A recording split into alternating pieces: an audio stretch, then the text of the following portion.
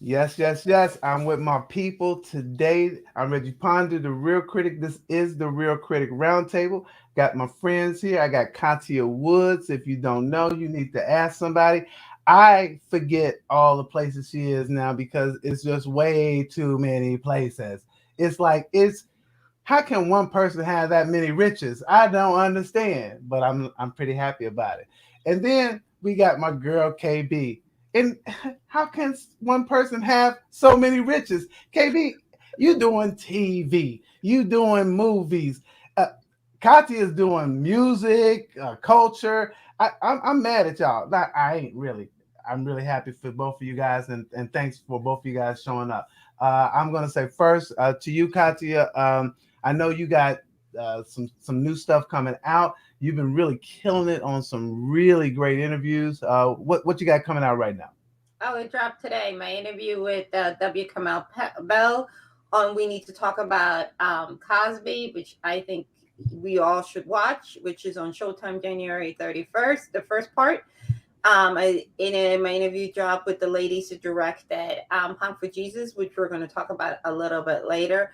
And I have some more interviews coming, but it's been a blessing. You know what I mean? My hustle is paying off. I love it. And KB, I know you be hustling. I actually thought you were Jamaican for a minute. What's your hustle, girl? What you got going right now? I mean, to be fair, so did everyone that I met while I lived in New York. Everybody thought I was Jamaican, but not because of my hustle, because of my last name, which is kind of a common Jamaican one, apparently. But Okay.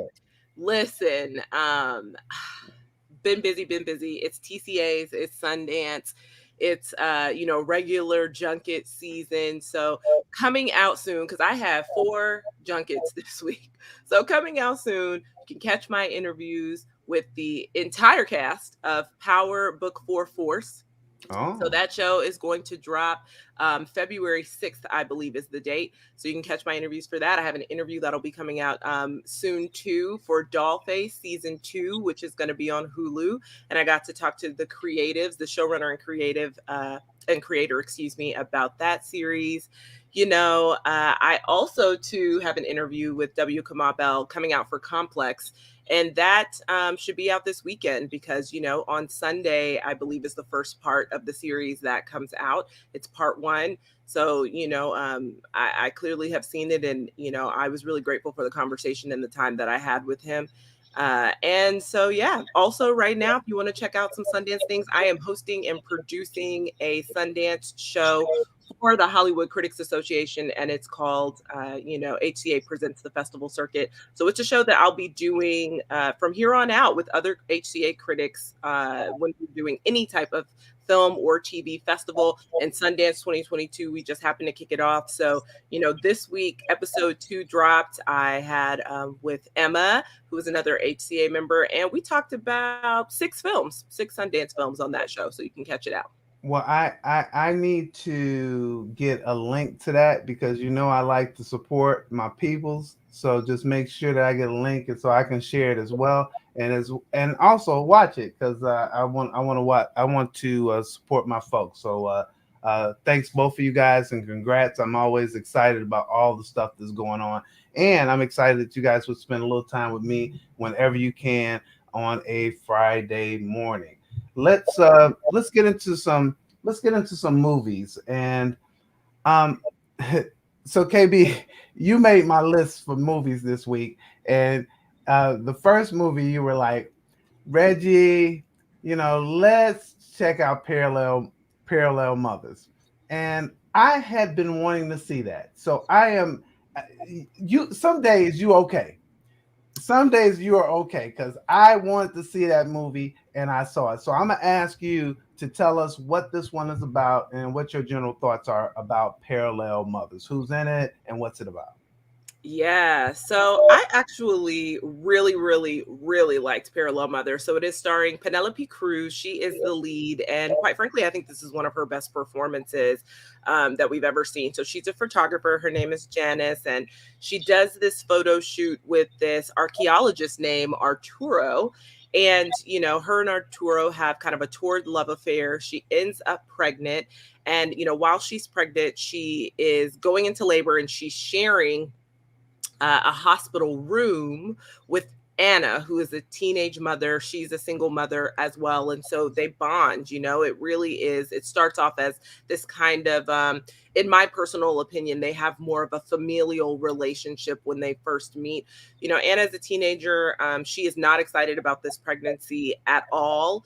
And her parents are kind of at odds as well. Her mother, already feeling like she's been the worst mother on the planet, is really focused on her career at this next stage of life, and is not really dead set on, quite frankly, being like a truly proactive grandmother. Like she wants to kind of get her own life back and her own career back during this stage.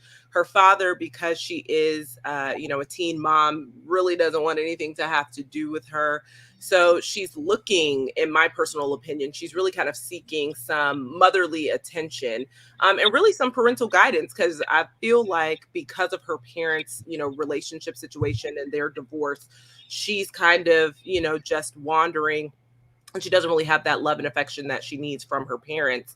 And so, in comes Janice, who is just a very giving and a very thoughtful person. She's almost 40. And so she never actually thought that she would be able to have kids, later on. And this is something that she always wanted. So on the flip side, she's super excited, right, to be a mom. And, that comes across. So they move about in their lives. They vow to stay in contact, which really doesn't happen until like the middle to end of the film. But they're each raising their daughters. And, there's a Kismet meeting at a cafe that kind of brings them back together. And through that series of events, it takes a turn. This film goes like to some places that truly I did not expect. And, a lot comes into question, a lot comes at play.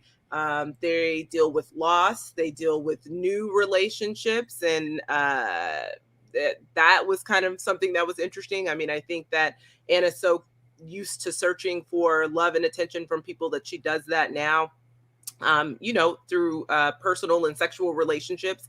That's something that we talk about, that we get to see. And then at the crux and the base of this entire story is really Janice's determination to work with Arturo's foundation to find the bodies of these people who have lost family members, and those family members were not properly buried, and they want to give them, they want to honor them in death, and they haven't had the opportunity to do that. So even that's underlying. So I feel like while there were a lot of things happening in this movie, like truly a lot of things, I thought it was really, really exceptional. I think Penelope Cruz does a great job.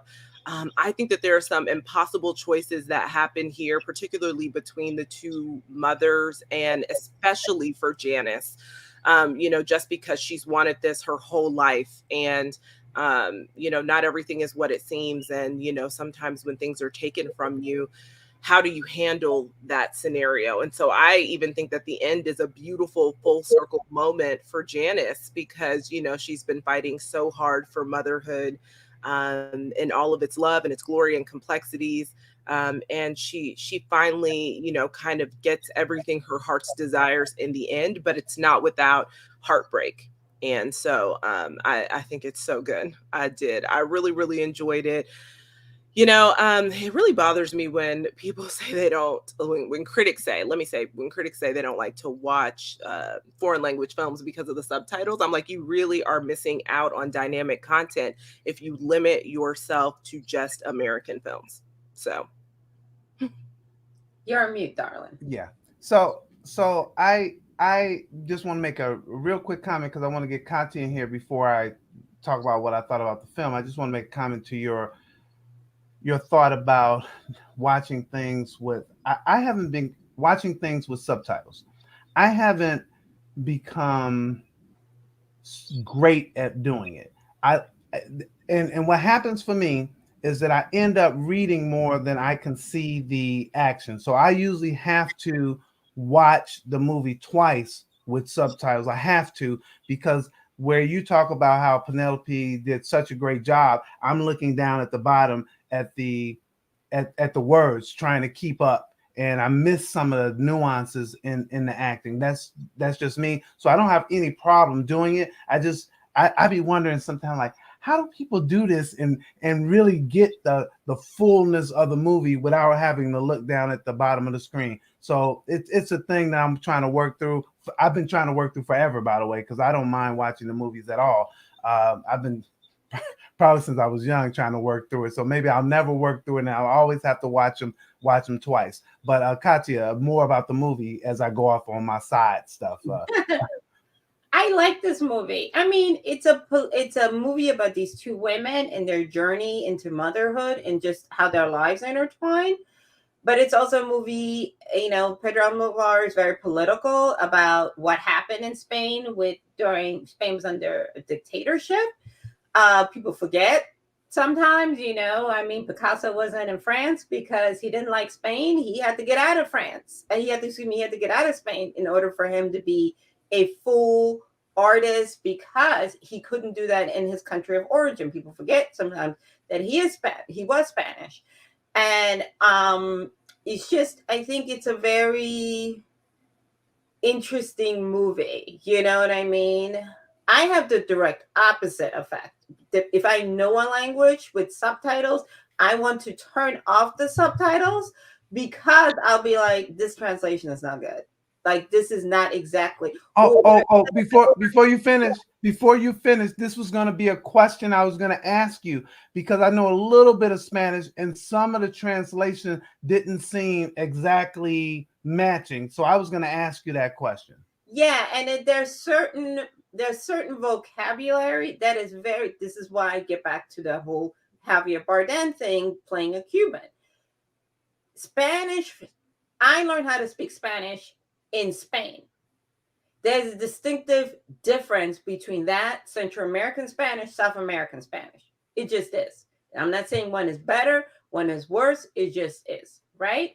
And you could tell that you were watching a movie made by people from Spain, and actors from Spain, because they use vosotros. Vosotros is not used in Central America and in South America. It is particularly used instead of vosotros is nosotros in those other parts of the world. Nothing wrong with that, right?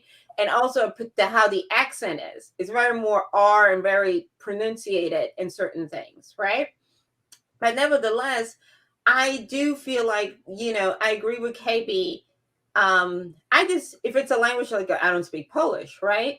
But once I feel like I'm in it and I'm engaged in the story, then the reading is like, I don't feel like it's a distraction. I'm like invested in these characters, and what's the movie with the girl where the guy went into concentration camp to be with the girl that's in black and white? I believe it was in Polish. It's a foreign film a couple years ago, and I was fully into that movie. I was like, hey, and we were all sitting there in movie theater like, sir, this girl keeps like, what kind of love is this that this girl has basically just ruined you? You know what I mean? But again, getting back to this, I think it's very well acted. I agree with KB. I think this is Penelope's best work in a long, long time. And you can see her comfort level, that she trusts Pedro and their relationship, their working relationship, because she just ate this material up.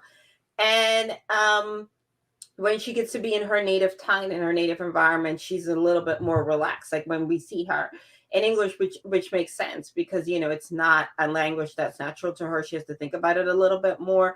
And I also like the young woman that played the other mom. You know what I mean? When we first meet her, we're like, she's a little flaky. Like this, she's supposed to, you sure she should hold on to this baby? But then we realize that she's a product of her environment. Her parents are just, they don't want to be bothered with being parents. The mother is like, I thought I was getting out of the motherhood business. And the father basically is paying for her not to be in his life. So you understand why she's all over the place. But again, the nice thing about it is you see the growth and the maturity in her. And as much as Janice thinks she's doing something, Janice is also incredibly selfish in certain parts of this film. She's having an affair with a married man. She's not thinking about someone else. She's making decisions that are, she's doing a lot of deceitful things in this movie. I don't want to give it away. And you like, girl, you all types are wrong for that. It's just, everybody gets in the end, though, what they deserve to have and what they should have. And that's one thing I do like about the film. Bad behavior is not getting rewarded, and people accept that there are consequences to their decisions.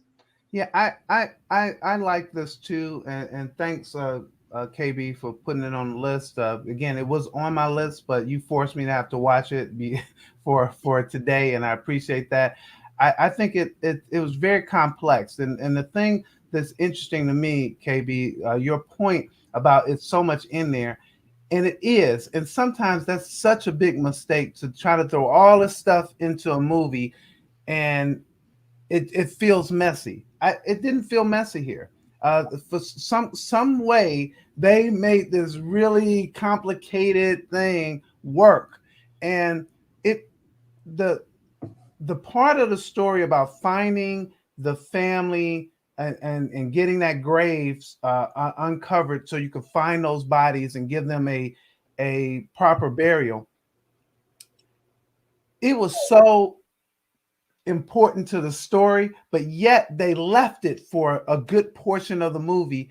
And coming back to it didn't seem like like like an afterthought. Uh, Coming back to it still seemed to kind of flow in a way, and I am so glad that they did this because they showed that things happen in other countries. st- Everybody always wants to talk about woe is me and this happened here, but sometimes we don't learn about what happens in other countries, and that people have some of these same issues and some of these same challenges. And I really like the way in which they introduce this. This is to me a must see. I hope people will take the time out to do exactly what both of you guys are talking about, is don't worry about the language. Don't worry about this language, and I hope that people will spend some time with it. So this is a must see for me. I really enjoyed it. Katia. Absolutely. Yeah, absolutely. KB. Yeah, it's definitely a must see for me. And let me clarify, I mean the critics who just refuse to even give foreign language films a chance because of subtitles. Not because of anything else, but just automatically saying, no, I'm not going to watch because of subtitles. I think open yourself up to be able to experience art and bodies of work in different languages, because you will see something beautiful. And I think that this film is one of those great experiences. And also, I picked this movie because it's released today, so we're gonna have to start spoiling some stuff, y'all, because y'all can see it in theaters. This is not like we saw it early. It's out right now. Showtimes are available, so here we are. Well, I will say, since we didn't spoil some stuff, and I want to make sure I get both of you guys in for some Sundance things, because you're doing that. You and I will do another movie a little later today, KB. But is I felt a couple of those twists and turns coming. I just want to tell you, I was like, I think that's about to happen. I think it's about to go down. So, It's not in a bad way, though. Do you no, know what I mean? no, You're thinking, no. but the way it went, it was like, I wonder how so and so is going to react. Whereas Me too. sometimes, yeah. Whereas with these other films, you're like, wah wah wah. With this, you're like, is she gonna be cool? Is she You're right. knock you out? You know what I mean? I will say I did not expect Anna's reaction so quickly. Like it was like, oh, okay, and within 20 minutes, I was like, oh, okay. Like, But then again, I thought maybe it would take time. I understand it because she was a girl. Oh man, How long do you do this, right? And then she tried to be like, but. No. yeah, What, girl? with that, I'm gonna leave it. Almost 2 years. So it's like, with that, I'm gonna leave it at that, and so we can get into some Sundance. Katya, can you bring in this film Master, which I did not see, and hopefully you and KB can talk about that a little bit and tell people what that's about and what you thought about it. Okay, Master is code name for Dean, right? Because at first I was like, Master, what is happening here, right? You know what I'm saying, KB. And Regina Hall goes back to is the first Black dean of this university, of this prestigious university that has a small population of Black students, and it is also haunted. certain parts of it. And so it's two women really. It's Regina and the other young girl, I believe her character's name is Jasmine. And Jasmine is from a working class background, and she worked really hard, and she's an exemplary student, and she's one of the few Black students on this campus. But she doesn't have a lot of support, and she's not very outgoing, right? And she's having a hard time adjusting to college life. And on top of that, she moves into the dorm room that a lot of stuff has gone wrong. And I'm talking about like people dying and haunted and you name it, stuff that we would have been like, I'm not living here. You got me messed up. And her roommate is white to make things even more worse. So now we trying to figure out, is the roommate pulling some of this stuff to scare her, or, then poor Regina, the house that she's living in as the dean is also haunted and has stuff going on. And to add more thing to the mix, you have a Black professor who's trying to get tenure, and she is kind of pushing the Black student. They're having their own little thing where the Black student feels like she's being circled out for her work, and she's never failed at anything. And she then files a grievance against this Black professor who's trying to have, tenure. So we've got all these stories going on. But the thing is, at night, stuff goes crazy, and not in a good way. You know what I mean? I'm just saying, had it been me, the movie would have been done in 5 minutes, because I'm not staying anywhere where stuff is creeping and I see things and there's stuff in my drawer. I'm not living in that house. I'm just saying. But it just shows all of the stuff that's happening, there are mega microaggressions happening on the campus. There is the stress for Regina for being the first Black dean and trying to hold everything down and just being held as most people are when they're the first in something to a different standard. And on the one hand, she's trying to be supportive of this Black professor, and at the same time trying to help this young student who is feeling more and more and more isolated, and she's withdrawn into herself and coping with all the craziness of the spiritual realm. KB? Sounds crazy, but when you're watching it, like I said, we would have been out after 5 minutes. And I know it sounds crazy. Yeah. So, I will be transparent and say, I put Master on my list because y'all know I'm always going to support the Black films, particularly at Sundance. I was a little bit hesitant, like, ooh, am I going to like this? Y'all know I don't really do horror. That's right. That's why I was surprised. That's why I was surprised that you put it on the list, because I'm like, KB watching that? Yeah. But I decided to check it out, and I will say I liked it a lot more than I thought I was going to, initially going in. I feel like what this particular director does and the writer, what they both do is layer and weave in the past and the present together in a way that is really good. So, Regina Hall is this house master, aka dean, and she's the first one, but she finds the slave quarters in this home, and she has these kind of out-of-body experiences that are supernatural, that are really guiding her to the same thing. Like, she is obviously at a point in her career where she is, I'm gonna put this in quotes, quote unquote, respected, because at the end of the day, all of her peers, everyone else is white, minus the other, professor who's trying to get tenure. And then there is an Asian American male professor there as well. But for the most part, the majority that we see, so that's what I'm gonna say, that we see, the majority of the professors are white, and they are wildly dismissive of who she is as a person, but especially her as a Black woman. And she tells Jasmine, portrayed by Zoe Renee, you just have to keep going because things are never going to change. And they have this interesting conversation where she's really pushing her to just keep going, because essentially the foundation that this university and the world is built on is white supremacy, and you're just going to have to get over it. You're going to have to deal. And Jasmine has this really large internal conflict with herself where she's like, but why though? Like, why do we have to struggle to and continue to suffer and continue to deal with all these microaggressions from everyone around us?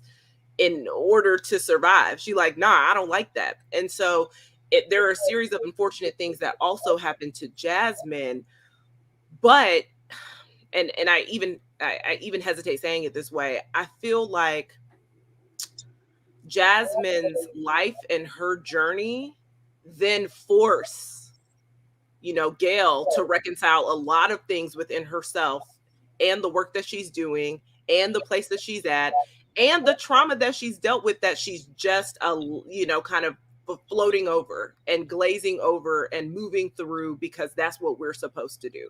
So I liked the film a lot because it opened up a lot of conversations around Blackness in white spaces. I mean, that's the reality, and surviving being Black at a PWI, surviving being Black in everyday life, and what it looks like when you are connecting with another Black person on campus, but it's only 3 y'all, 4 y'all. You know what I'm saying? It's like it's a handful of y'all. So what does that mean? And how the university is constantly like, oh no, we support diversity and inclusion, but they don't protect Black women and they don't protect students of color in any capacity. So all of these terrible, haunting things are happening and they don't even care. And I think that's the realization that Gail needs to be like, wait a minute. And so when she gets to the realization that, yeah, you guys promoted me for show, like much like what has been happening in a bunch of different corporations since the murder of George Floyd, what you're doing is you're showcasing diversity and inclusion for a show, but you're not really committed to it. And how in the past and present, the same things are occurring. It's cyclical. And so I really liked it. I mean, honestly, I think Regina Hall, like, she was so good in this. And I feel like because people are so used to seeing her as a comedic actress, people are like, okay, but how well can she do drama? She can do it very well, because I think that she did this role justice. And the dynamic between Regina and Zoe on screen, I think Zoe did a fantastic job, like truly as Jasmine, as this young college student who is just trying to figure it out, and dealing with all the microaggressions. And I will say this, there are a lot of subtleties that happened in the film that I feel like you need to watch it more than once. But one of the biggest subtleties I've noticed in the film was Jasmine's hair transition. And that's all I'm going to say. It makes a difference in the film, and you see how her hair transition positions her and who she is all throughout the film. It was really interesting to see, and that actually was one of the best layers of the film to me. I also thought there's a scene when Jasmine and Gail are speaking, which sometimes our worst enemies are our own people. Because Gail is saying, do you really want to do this? Go after another Black woman. And in Jasmine's mind, it's like, I'm not going after a Black woman. I'm going after a professor that is judging me more harshly because I am Black. And you said it yourself, there's nothing wrong with my work. But she's having a set of expectations of me that are different than my white counterparts. And that's not fair either.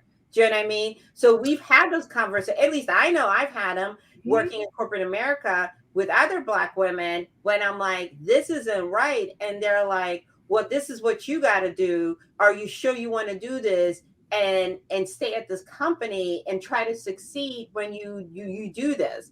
And you're like, right is right and wrong is wrong. When did you sell your soul? So So I haven't seen it. Very important. 1 second, Reg. Because no problem. what happens is, we always think it's obvious when white people are doing it, but we don't realize when we become part of the messaging and the problem as well.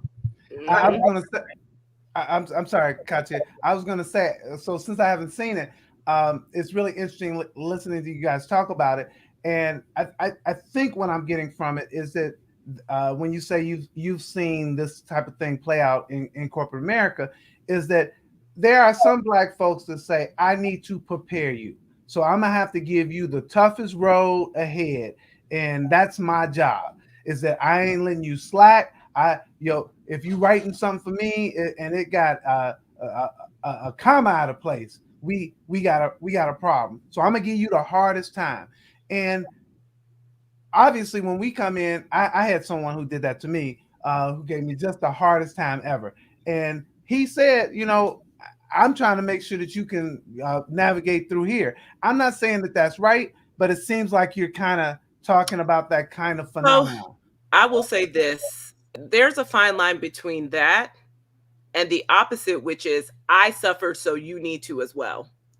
And I I love it. think that like there are some scenarios in corporate America, because I have been through one as well with a Black woman manager who dropped the hammer on every Black woman employee that came through because they felt like they had to suffer to get where they were, and you need to follow that same path.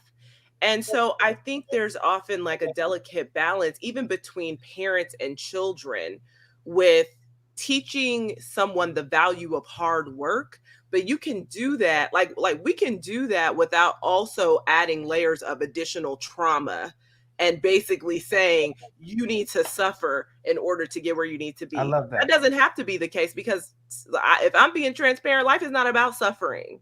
Like, it should not be. Yeah, Like, no, I you love should be that. able to enjoy life. Our ancestors did enough suffering. Exactly. And we should be able to lean into the Exactly. good things. So I'm like, no. So I think that Exactly. that's one of the fine lines here, Reggie, in this film, when you see, because you're not entirely sure, and you do have these two Black women that Jasmine has very different dichotomies with. I will say that. So Wow, this I sounds. feel, and also like to speak to KB's point, the hypocrisy of the diversity chat.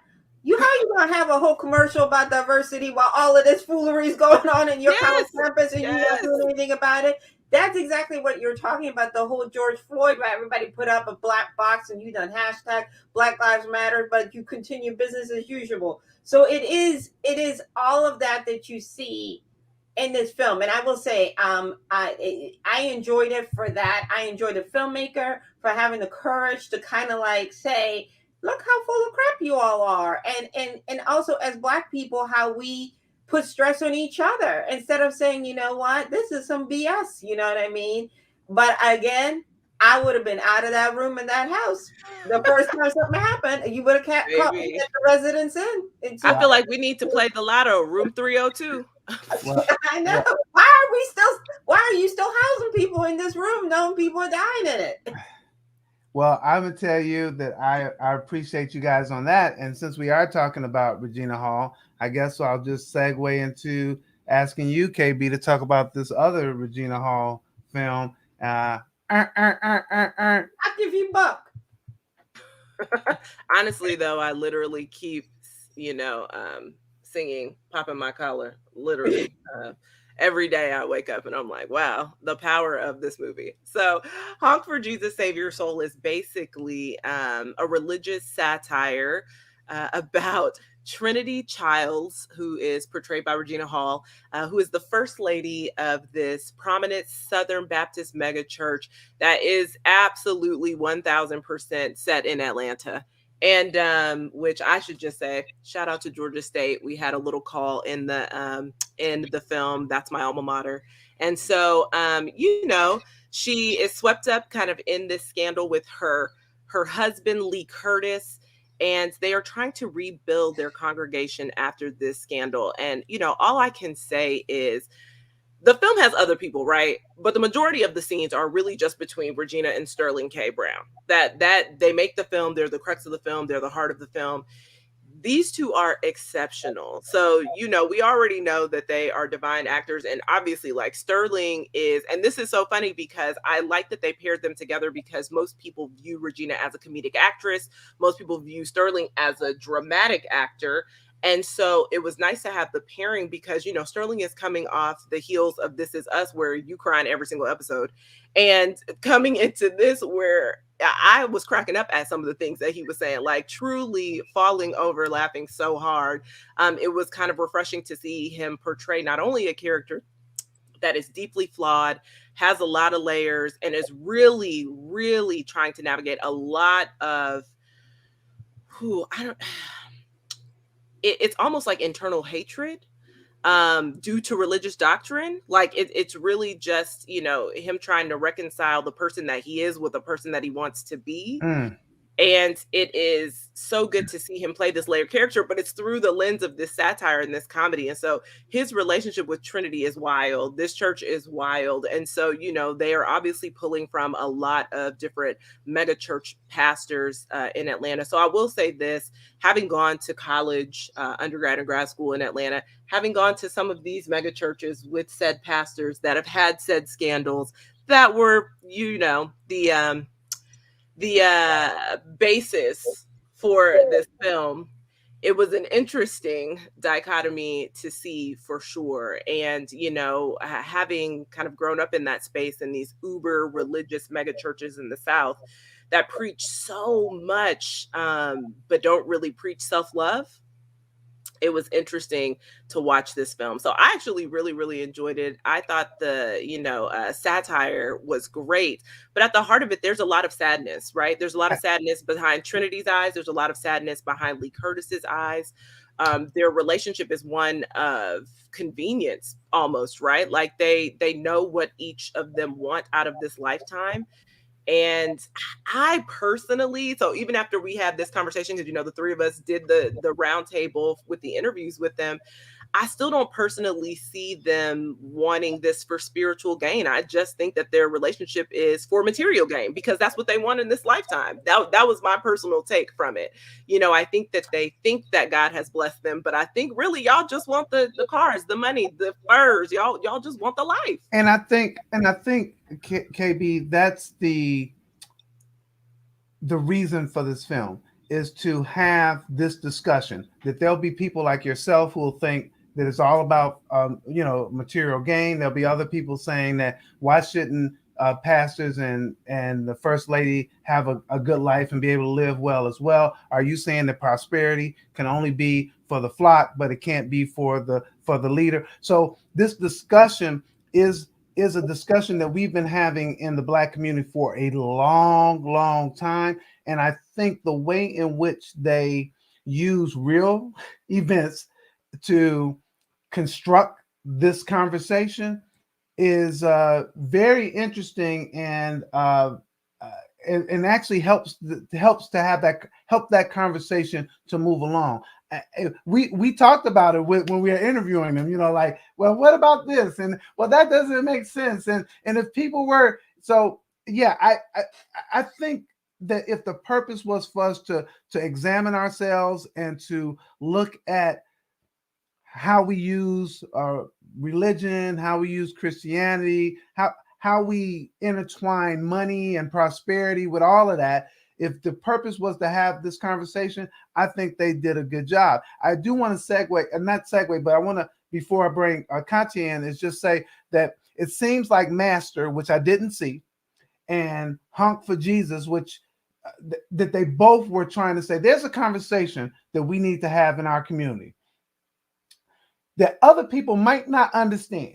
They might not understand the nuances and understand why we are having the conversation about these two things, but that we understand as we're watching and we're like, yeah, I see that. And I think that both of those films did it in such an interesting way, Master based on what you guys talked about, and then Honk for Jesus just based on what we saw from that. So I'll bring you in on this, Katya. I would say yes and no to what KB is saying. I get why you would feel that, right? Speaking to the filmmakers and then really thinking about it and doing some research on the prosperity gospel. In my mind, I felt like you did, but digging a little bit deeper, right? Sitting on it a little bit, I do believe, and I know it's convoluted, that Lee Curtis and Trinity do think of themselves as people of God. Now, the way that they go down that road is the problematic portion, right? I think Trinity accepts Lee Curtis's faults because she does think that he's anointed. I also believe that Trinity stays because of her faith. The faith, and I want to make sure I say this clearly. The covenant The covenant of marriage And God says you stay with your husband in spite of X, Y, and Z. So she is committed to her faith, and through her commitment to her faith, she stays with Lee Curtis, and she accepts Lee Curtis's faults, even though she is getting at the cross in the road where the cracks are starting to crumble, because she is like, we are just getting out of this. What are you doing? We are just turning the corner. We are trying to come back. You know what I'm talking about, the scene. What are you doing? Get yourself together. This is why we in this mess, right? Or when she's talking to her mother, how, and her mother is like, well, that's part of being a wife. You kind of gotta, and also as Black women, we always sacrifice, a lot of us, our happiness, our self-worth, our peace in the name of our family. And I don't agree with that, because I'm like, you can't be good for nobody if you're not good for yourself. So I think those are the themes. Now let's get back to Lee Curtis. Lee Curtis is a very interesting study. And I love what the lady said, right? And I put it in the article. They said, and I quote, the God that I believe in, I don't think God is prejudiced. I don't think God loves anybody any less for whatever the slash is, right? And there's nothing to support that. But we know man uses God and the Bible to, advance their cause, hence you have slavery, all the other stuff. So in turn, we need to, and also further, they drill down more. There are so many LGBTQ plus people that love God, that are good Christians and are good shepherds. So the conversation to add Ty Reggie's piece in there, we need to have in the Black community. When did we decide that only certain groups of people can be welcomed and are allowed to be Christians and allowed to love God and allowed to be there? Now, getting back to you, KB, and this whole mega church thing, I don't feel comfortable going to a mega church. I have a problem with that a church should mirror a football stadium. Are we here? I also have a problem that you're telling me I have to give a certain percentage of my salary to maintain your lifestyle. I believe you should get paid a salary because you are doing work. I don't believe it should come out of my pocket, though. That needs to come out of the funding of the church, the budgeting of the church. And I have a further problem when you're telling me that in order for you to do your job, I got to supplement your Prada vice and your Lamborghini vice and all of that. Again, that's like a you problem. That's not a Katia problem. So therefore, I can't be a member of such a church. I'm like, listen, we don't have enough time to talk about mega churches. Exactly. we do not. We do not. But KB, you're saying that this is something that should be watched. This movie should be watched. Yeah. Oh, 100%. And I think too, I was most excited because coming from that culture, that background, understanding, seeing so much, particularly when I was in college, kind of going to these churches, I had to see, like, please. So I think so. I think it is an in-depth exploration, to your point, Reggie, about both of these films, sparking conversations, particularly within our community. I think it's a deeper exploration of religion, self-love, this, doctrine, using it for self-gain and not really, tapping into God's word necessarily, but using it to manipulating, kind of God's word in order to get certain things that you want. There are just a lot of different layers in it. And, I think at the crux of it, I think what they want to do is be like, y'all, but self-love got to be at it. And, in a lot of ways, I will say this. While it's very evident that Lee Curtis is struggling with that part of his life, it becomes even more evident that so is Trinity. Yeah. So, Katia, your last word on this one. I think I agree with KB. It puts it on the table. And the ladies grew up in Atlanta. They grew up going to these types of churches. So it's not somebody from the outside just saying, oh, let me make this little movie and go talk crap about Black people's culture. They grew up within the culture and they questioned it since they were kids. So this is just a manifestation of like, I love God, but why do I have to love him this way? So I definitely think this is a conversation we need to have. And what is it? Blind faith is not what blind faith is never good.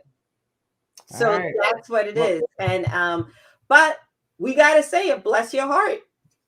Well, that's Reggie, funny. what you think? You said, is it a one for you? I think just for the conversation, and that's that. I think just for the conversation, because this is a real important conversation, is that there are people who will not go to church based on their view of how churches operate, what ministers are doing, and should they get paid, should they not? If they're doing it for the Lord, why do they have money? Why should they have a car? So, and I said this, so I'm kind of repeating myself, but I think the conversation in and of itself makes it a movie that people should really see. This is one, when you watch it, if you see it in a movie, in which most people will not, but if you saw it in the movie theater, you'd hear everybody talking about on the way out, and people like, well, I didn't like this, and I mean, this is one of those movies that really is a theater experience movie, in my opinion, because you would hear the conversation as the people are moving out of there. So yeah, I think just for the conversation in and of itself. I do want to go, since I'm going to transition here because we only have a little bit more time, but I do want to go back to Regina Hall, though, because both of you guys talk about how, there we go, we get a peace sign, we get a yes, is that what she has done in these two films, and again, I haven't seen Master, but obviously what she has done in these two films has said that I'm looking for some different kind of roles to take on. I'm looking for some different type of messages, and I'm looking for some different type of conversations. And Kanti, I think that this goes into one of the things that I think the last thing that we'll be able to get in today is that you were talking about how some people look at our movies. And these would be two of those kind of movies that some people look at our movies and don't go in depth and really try to understand the culture, the viewpoint, the entry point, all of that type of stuff. And I know you were talking about that a little earlier today. Kudos to Regina for taking on these types of roles. And I really want to hear your thoughts on some of the other critics, I guess, in the way in which they look at our material and critique our material. I'm going to use, okay, so when we do our roundtables, people sometimes ask me, why do I go in the order that I do? I don't say it as clearly as that, but in the back of my mind goes, because I know who does research and I know who comes prepared to move the conversation in the direction that I feel is beneficial to what we're trying to accomplish. Like KB does that. I know she does. She's not just like, oh, I saw it. If there's something that's questionable, she'll be like, okay, what is the point of origin? If you're telling me like prosperity gospel, I was not familiar with that. So I looked it up and hence used the definition in my piece. Oh my God, that's a real thing? Okay, I learned something today. And that's what I mean. We don't have to be of a culture to write a nuanced piece, right? I don't need to be Jewish to understand that the Holocaust is a horrible thing. There are different layers to it and there are different components to it. In order for me to do a thoughtful piece on this very horrific piece, time and in humanity, I'm going to take my time and I'm going to do some research. So when I write it, it comes across as, okay, she is being respectful of what occurred here. That's what we're asking for. So I think when you say things like with Master, it's very lazy to say, oh, it's like Get Out and it's this and that. That tells me that you're not seeing beyond. You're not sitting with it. You're being reactionary. And all the things, forget what I said. Just listen to what KB talked about. Microaggression, the fact that the university is claiming to be diverse, but at the same time, all this stuff is good. You got a little commercial going on. Oh, we're so diverse, but all this stuff is going on. Like, did you not see that?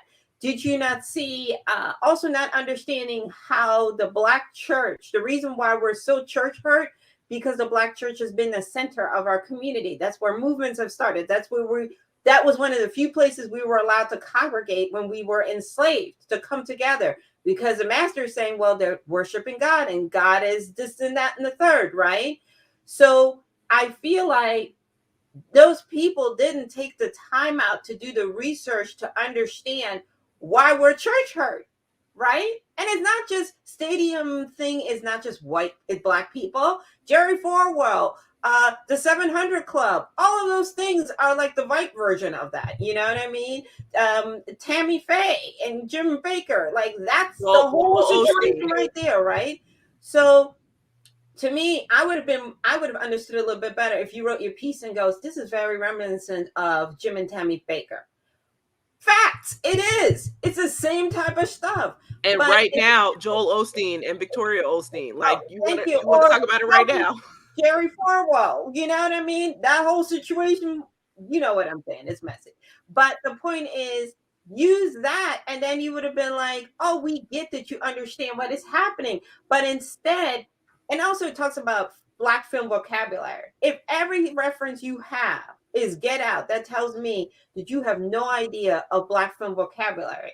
And we know we have to, because we live in a white world. We're only 12% of the population. So we have to know their stuff, our stuff, and then everything else. So again, we'll make a long story short, we're asking you to stop being so reactionary, stop using these cliches, and ask yourself, how does this apply to the bigger culture? And then use that, because that's your point of entry. Jim and Tammy Faye. It doesn't have to be what's old boy in Atlanta. Man, I got so many questions for you, Katia, but I'm not going to ask you because we're about to run out of time. I got some questions for you on this, but I want to get KB in on it. KB, thoughts? You know, the only thoughts I really had, and I had mentioned this before, is I didn't really see, I saw only a couple of tweets. I didn't really see the full origin of the story of what was happening online. But I will say the tweets that I saw just reinforce a larger issue that is consistently occurring in film criticism. So this is not just the first time, but because there are quite a few Black films at Sundance, I think that's what brought it to the surface yet again. When I was watching Master, let me tell you how at no point during that film did I even think about Get Out. No, literally, not at no point, not a single moment in that film did I even think about Get Out or compare it to that. One, I think that we should honor filmmakers by just enjoying their body of work for what it is and giving it an opportunity to just see it through the lens of the freshness and whatever their perspective and message is that they're trying to convey. Two, apart from there being like social commentary on race, to me, it's dramatically different from Get Out. And both, in my opinion, are good films because I enjoyed both of them. But they are wildly different. And the things that Jasmine experiences as a young Black girl on this college campus in no way, shape, or form made me think of the experiences of Get Out. So, you know, I just think, to Katia's point, I mean, obviously there are bodies of work that are for us. And I feel like, if I'm being honest, Hung for Jesus Save Your Soul is a very Black film that is for us. Like, it is very nuanced. There are certain things that only a Black person would understand, whether you went to church or not. And then there's another subset of Black kids that went to church that also understand. You know, there are a lot of subsets because Black people are multifaceted and we don't share the same experience. So while there are commonalities that we will 100% all agree on in this film that we understand, there are also some dynamics that only a certain subset of Black folks will understand. But that does not excuse, when it comes to film criticism, not doing the work in terms of, you know, like not just even having the empathy to understand someone else's culture or what's going on. I think that's even a huge part of it, you know, beyond kind of doing the research that you may or may not know, you know, because I transparently don't, I mean, well, obviously no one knows everything, but there was something that happened in, dang, which film was it? There's a Sundance film that I saw. Oh, it's Alice. So I did not realize that that was based on true events.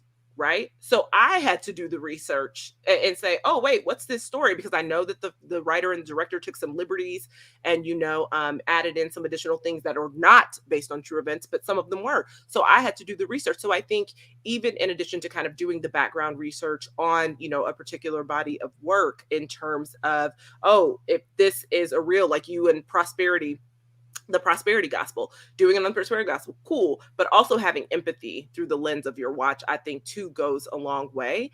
And just sitting with it and understanding. And also just not using certain vernacular. Like, y'all, it is okay to use other words that, may not necessarily be complimentary if you don't like the body of work, but they also don't have to be stereotypical and derogatory to a person's culture or race. I love this conversation. We're gonna have to get back to it. I do have a few comments that I'll make. Is that I like Katia, what you talk about in terms of having a broader vocabulary. I think that that's very important. So as much as you can broaden that vocabulary. Just like we're asking filmmakers to watch movies that have subtitles. You can broaden that vocabulary by watching more African American films. Now, I do recognize that you might not want to watch every film, so your vocabulary may not be as broad as our vocabulary. But I like that part of what you say about that, Katia. What I like that you just said, KB, is this empathy. Is that I think the empathy would go a long way, even if you don't have that vocabulary. You would come to it with a different kind of mindset, as opposed to always looking like that doesn't work, or that only works for this, or trashing it. So I think that the empathy thing, when you talk about vocabulary and empathy, I like both pieces. What I guess what I'll add that's a little bit different for me is that I don't think when we talk about diversity, we're diverse because we have diverse experience. I don't think any research in the world will get you to understand some of the nuances that we're talking about here. So one of the things that I like that you said, Katia, is that on the if you want to compare it to Tammy Faye, good, because you've heard about that. You can put it into your own life. But you probably won't really be able to understand what we talking about our pastors and why they're so, we hold on to them so dear, and sometimes even shield them and hide them. So I have a problem sometimes, and I don't think you guys were saying this, but some of my friends are saying this, is to tell the white people to go off and do your research. No. We have to help educate them. They cannot go off and just do the research by themselves. They will not get it. They will not get it by just reading some papers and reading some articles. They have to have a real discussion, I believe, to get some of these nuances that we're talking about. That's my spiel as it relates to that. But I guess I don't want to leave without letting you guys have a word or two. So I'll go with you first, KB, and I'll let Katia have the last word. Oh, I don't have anything else to say. I mean, I understand what you're saying. I think that it's a fine line for me in terms of, and this just goes back to a lot of different things, but I will say this. It's a fine line. Black people can't always be telling white people what to do. Like, I guess like that's my fine line. Like we do not, and we should not. The onus and responsibility when it comes to certain topics should not be on us to educate you. Sometimes you're gonna have to do that work yourself. And I'm sorry, that it's just the way I feel. Like sometimes, particularly when it comes to racism, slavery, so like y'all gonna have to do your own work, because we've done enough work and we've done enough laboring, and so have our ancestors, and you just gonna have to do it. But I do understand your point in saying that some of the nuances they just won't get. And that's true. And that's why I like that Katia says, maybe you can relate it to Tammy Faye. Now, maybe you say, I can't relate it to anyone because, nobody in my family saw Tammy Faye, and I don't know who Creflo Dollar is. And so maybe you just don't know, like, truly. But what you can do is, like Katia did, what's the prosperity gospel? Let me at least try to figure out what that is. Do white people have a prosperity gospel too? Or do they subscribe to this doctrine? Like, what, you know what I'm saying? Like, You can at least do those things. So, Katia, last word. In the end, I'm just like, if you don't have the range, don't review the film. You don't That's gotta okay, sit in every seat. That's my other thing is like there's certain things where I'm like, this wasn't made for me, you know. So I let it go. I know who it was made for. I'm not gonna try to make an apple into a banana. It But is see, what it is. So to me, it's like I oh, just need some of these white critics, including white women, get out of the damn seat. You are occupying space that you don't need to. There's a gazillion white women movie. Go review Lena Dunham's crap. no, I don't agree with that. You know I what I don't mean? agree. The reason why I say that is because if you're going to do a poor job, then get out of the seat. If you're going to do a half-ass job, But they don't know that they're doing a poor job. Yes, they do, because but, we are but here's my pushback, Kathy. that it's crap. And then he's doing the crap, and okay. that goes back to my bigger thing. Okay, but I got a pushback for you. That would sit you down and say, this is article number 5 of no nuance. You're not reviewing these type of movies anymore until you learn how to wrestle with some depth. But I will say this, Katia, oftentimes there's not that layer of accountability though, Katia. You know that. I'm sorry, not to shut, but it is a group problem. It comes down from the outlet to the editor to the writer, right? So if the outlet doesn't start hiring some diverse editors, and I'm not just talking about Black men, Black women. Look at these spaces. It is hard to find Black women, Latina women, Asian women, right? So if you don't have anybody, and I'm tired of people having editor titles, but they can't hire nobody. So basically, you got a boss title, but you really ain't a boss. It looks like you're doing something, but you can't. So to me, it's like it's not just the writer, because again, I don't want an editor that allows me to do foolery. I want an editor that pushes me to be a better writer, to hold me accountable and say, I understand what you're trying to say, but you need to go back and clear that up and make your point sharper. That is a legitimate critique. That's how you get better. But if you allow somebody to continuously be lazy and haphazard just because they have a name from 10 years that they established 10 years ago, you're going to continue getting this type of writer, and younger writers are going to mimic that because they're like, so-and-so been doing this for 20 years and he don't got to explain himself. So obviously that's the way to go. So I agree with all of you, but again, we got to start saying it. I love that you are saying it. So I have no problem that you're out here critiquing and saying, but here you just laid out the landscape. The landscape is this. I wrote an article and my editors accepted and thought it was good. I wrote another article, my editor accepted and thought it was good. So I have now 30 articles to my name with no nuances in it whatsoever. The only person who's complaining is somebody outside of my organization, which, by the way, we should be doing. So I'm totally there. But I don't agree with giving up the seat. And let me tell you why I don't agree. Is that when we look at the Oscars and these big awards, we know, because they reported it, that these people did not watch our films. No, I'd rather you watch them and have a bad review than not watch them at all. Because if you don't watch the film, then it cannot get into voting. So I am not, no, sit your butt down. Sit your butt down. And if you got to suffer through this film, I'm okay with that. Sit your butt down and suffer. Now, do I want better reviews? Yes, but I don't agree with giving up the seat. That's just me. I mean, I think what y'all are both saying is a larger issue. Like, I mean, I think that there are lots of things that actually have to be done on both sides. And, we shouldn't have to be dependent on white voters just to get our content to matter, right? Like, that's a bigger issue. But then also we need accountability from the top down. And, oftentimes too, when we say someone has an opportunity to review a film for, an outlet, sometimes it's less about quality and more about likes and more about shares and more about views than anything else. And, there is no need in their eyes for accountability because you got 200,000 views on this review that is poorly written. You know what I mean? So at the end of the day, a lot of stuff goes there. Issue, and there are a lot of layers that go into it. No, it's great. Look, guys, you guys did it again. Firstly, y'all got me all sweating and stuff. Thanks a lot, Katia. Jesus. Honk for Jesus, right? Bless your heart. What? Hey, I want to thank you guys again for coming on the show. This is the Real Critic Roundtable, where African American critics come to discuss, debate, and have some fun. You see that we did all of that today at the Real Critic Roundtable with KB, Katia Woods, and myself, Reggie Ponder. Hey, we're going to see you guys next time. Thank you for joining us, and we'll talk to you again soon. Thanks, guys.